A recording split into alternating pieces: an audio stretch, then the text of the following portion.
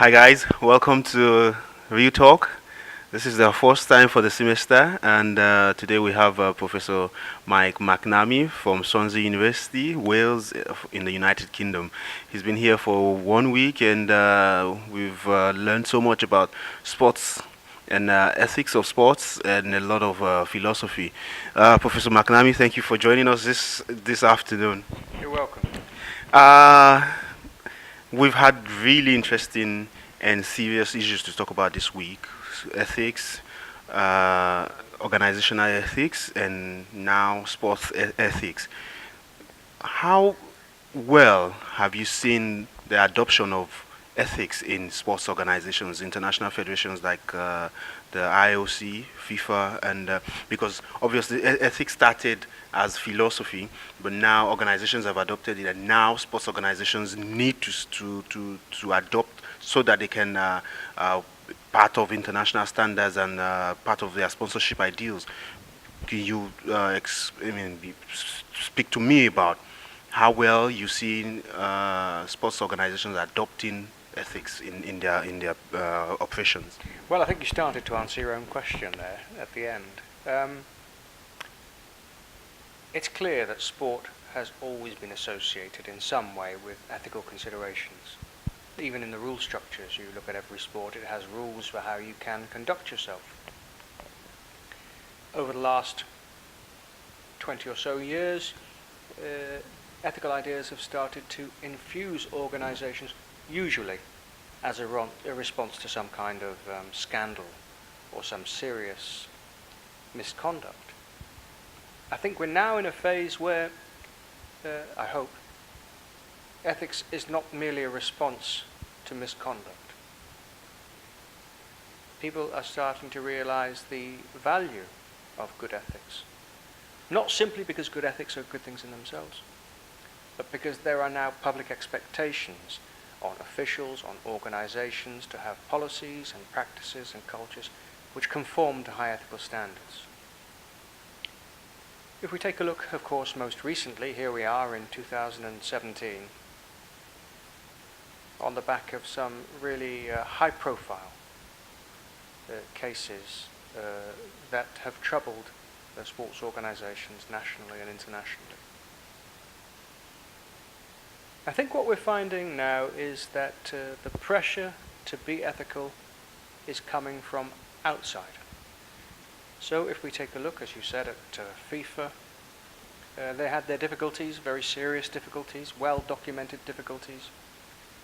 And it was clear that part of the impetus for change was from external agencies. Certainly, sponsors were very vocal because they didn't want their product associated with bad news stories. Nothing is as good as a good reputation in business. And so we see within FIFA and also within other high-profile cases like IAAF, they lost sponsorship from IAAF, was Adidas, was Nestle. And in a way you could say this is a sign of public expectations for sports organizations. Because for a long time the governance of sports organizations was a kind of closed, secretive affair. It wasn't exposed to any kind of transparency or accountability. Those days have gone. Those days have gone.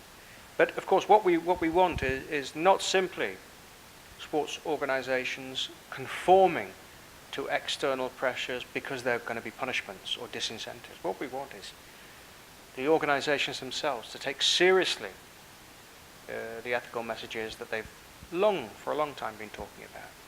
You know what we say. We say they've talked the talk for a long time. Now is the time to walk the walk.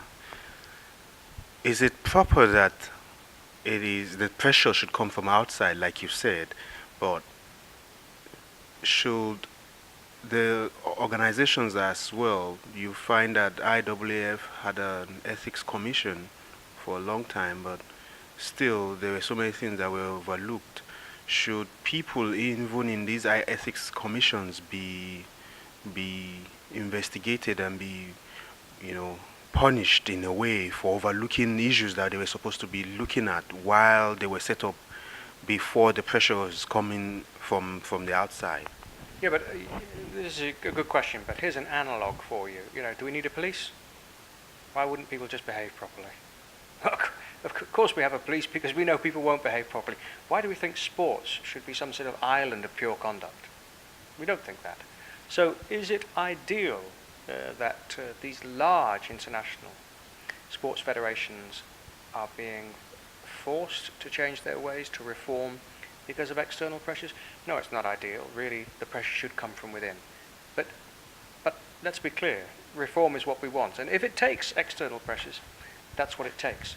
But what's most interesting is that I think there will be a trickle-down effect. We've seen two very, very large, wealthy organizations, FIFA, IAAF, but the rest of the world is watching.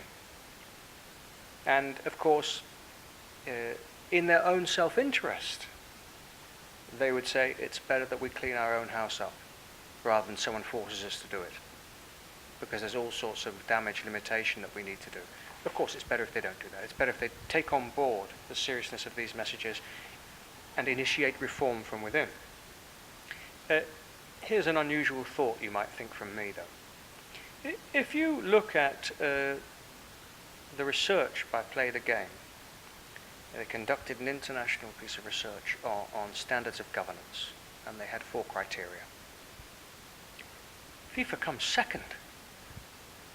FIFA comes second in the ranking of governance against these criteria. So everybody's talking about FIFA, lack of good governance and so forth. But they're a lot better than a lot of other organizations. The IAAF were quite significant. They had an ethics committee for a long time. It wasn't an independent ethics committee. And maybe we should view these things as a process. Lots of national federations, international federations, don't have any ethics committee. So already they're one step ahead. But perhaps the gold standard, we should say, is to have an independent ethics committee with the powers to make real change. I also want to say one other thing about this. In a way, you could say the ethical responsibilities of a sports organizations are not just the chief exec or the president, they're everybody in the organization, right? The only difficulty with saying that, and it's true, but the only difficulty with saying that is if it's everybody's responsibility, in a way it's nobody's. So, my personal view is that the time has come, certainly for international federations, but I hope also for the bigger, perhaps the commercially more successful clubs in all sports to be saying, we too need something like an ethics and integrity officer, a single point of contact who we empower with the responsibilities of ensuring good conduct and good policies. Now, of course, large international organizations like FIFA or UEFA, they have the resources to create this. It's going to be a challenge for poorer countries, poorer sports, smaller sports, to create this kind of role. But I suspect we're on a process, we're on a journey where this is what will happen and what we should expect to happen.